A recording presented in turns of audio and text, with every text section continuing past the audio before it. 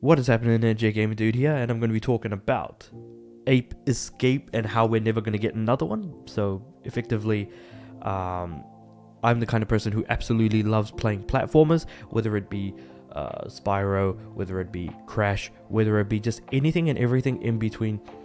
I like playing a lot of different types of platformers and am a massive fan of them, especially during the time where mascot platformers were massively a thing. So we still kind of, had Sonic, we had Mario, and of course we also had games like Ape Escape, for example. So to give you an idea, Ape Escape came out on PS1, Ape Escape 2, 3 came out on PS2, and then we had stuff like Ape Academy, we had an which was on PSP, Ape Academy 2 as well on PSP. On PS3 we got the PlayStation Move Ape Escape game, and then we also had, actually on PSP, another Ape Escape game on there as well. So, with all of that said and done though, we are not going to be getting any more Ape Escape, and I kind of just wanted to talk about the series and kind of what it did for the gaming space. It's funny because, like, back when the PS1 did release, there was no such thing as thumbsticks on, thumbsticks on your controller. Instead, it was just, in fact, it was, I think, the PS1 that was the first console that had it. No, it was either the PS1 or the game. Well, the GameCube also had one. That was the first Nintendo console that had one. Xbox came out after for sure, so that couldn't have been it. Yeah.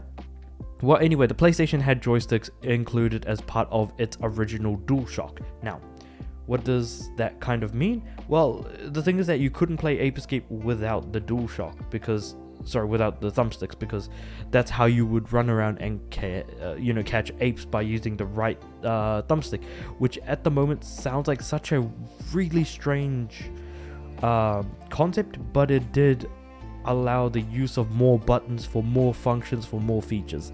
Ultimately is kind of what it came down to, but now we realize a lot of games don't really use the full suite of controller buttons that we have nowadays. Sometimes some games are so simplistic that you don't really need more than just the D-pad when you have the thumbstick, for example. But I digress. So ultimately, like, that's kind of what Ape Escape, the original, kind of brought to the table, and kept going with Ape Escape 2 and Ape Escape 3.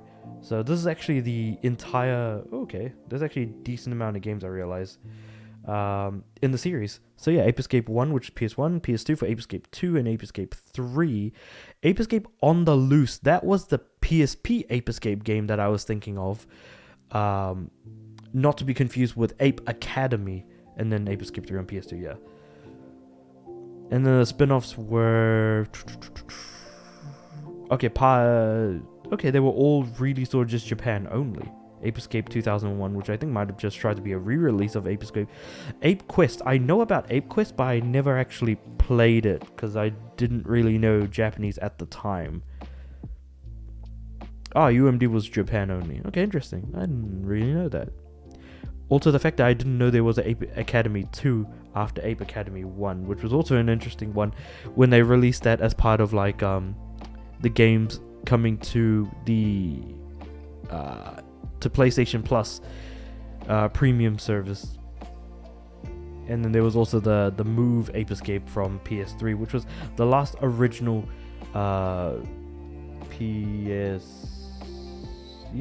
there was the last original Ape Escape game that really sort of came out. So that's sort of like a bit of a history of Ape Escape. And as far as, like, again, with how they actually made... What they added to gaming was just the addition of thumbsticks to make, playing the game with more functions and features kind of more of a thing. Because you can't play... It's impossible to play the game without a DualShock, like I said. You need to make use of the sticks. It's a very simplistic, very short group of games. It doesn't take long to beat them.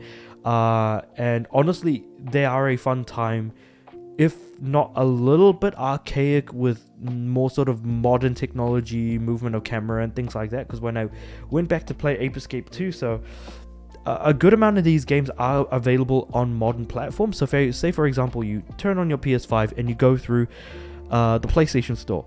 You could get Ape Escape 1, which is the PS1 re-release, Ape Escape 2, which was one of the PS2 on PS4 titles. So a select group of PS2 games were released for the PS4.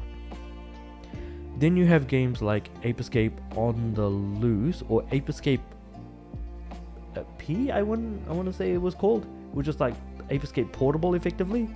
And then you also have Ape Academy and Ape Academy 2, which are both the PSP party games. They were then released as part of the the PlayStation Plus collection of games. Sorry, not PlayStation Plus collection, the PlayStation Plus Premium sort of classic games. So Ape Escape, Ape Academy, and Ape Academy 2 was part of that PS Plus push, but Ape Escape had been on PS4 for quite some time. Anyways, and then of course Ape Escape on the Loose was also part of the PlayStation Plus stuff. And it's kind of unfortunate that this series only lasted for about 10 years, and we haven't had any sort of more modern interpretation or release of the title. Though they do have some interesting... Wait, Super Bomberman R? Really? And it's also... So, they've got apes in Astro's Playroom. Jesus, really? I did not notice that. Huh. Interesting. And there was going to be a computer-generated sort of shorts for Tokyo TV. Okay. That's, again, interesting. I would have probably watched that. Not the smartest lot. I mean, again... the main villain, Spectre, is kind of like, trying to turn apes into monkeys and then take over the world with a bunch of monkeys. But how do you turn apes into monkeys? That was kind of the point of Ape Academy. But anyway, that's besides the point. So yeah, that's kind of like the history of like Ape Escape pretty much. We haven't had a new game since 2010, and that also feels like an abandoned property almost. But the fact that they're still giving us older titles through PlayStation Plus does make me kind of look forward to seeing whether or not they're going to do Ape Escape 3, which I think is the only mainline game that's not currently available on the service, or I don't know, some of the Japan only ones. But even then, they'll probably want to consider what's the word? Translate this, the content over and then release it. But then again, they're doing very little to no work at all to actually release any more, Ape Escape or Ape Academy games. So I guess that kind of really does kind of suck to some extent. Yeah. It really is unfortunate, really, just kind of looking back and thinking about it now. I feel like this series deserved more, and I kind of wish that there could be a more modern interpretation of it now. But unfortunately, with the way that the industry is going, it's highly, highly unlikely. And especially the last couple of videos of me talking about like how, what the future of Anthem kind of, Anthem predicted the future of how video game development was going to work and how it was going to happen. The increase of prices of video games, the fact that it takes way too long to make games now, that the cost of games to make them is just not going to be worth it for companies to do it, and unless it sells millions of copies or becomes a Fortnite, it just is not going to be, it's going to be untenable effectively. So it's just kind of finding ourselves in that sort of unfortunate area and spot where we had a good time playing what we did with Ape Escape and Ape Academy back in the day, but moving forward from here, it's just very, very much unlikely that things are going to be all that much different moving forward. And it's kind of sad and unfortunate to look back at franchises and series of games that you've liked and played in the past that just will not see a future moving forward. I don't know. That's just kind of me looking at it from my point of view.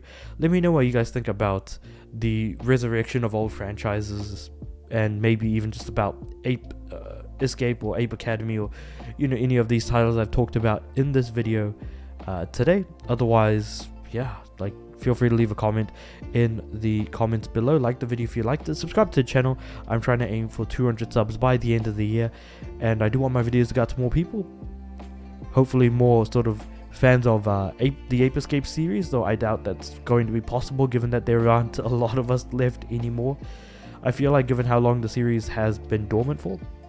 But with all that said and done, I do upload every day, so I'll see you guys tomorrow.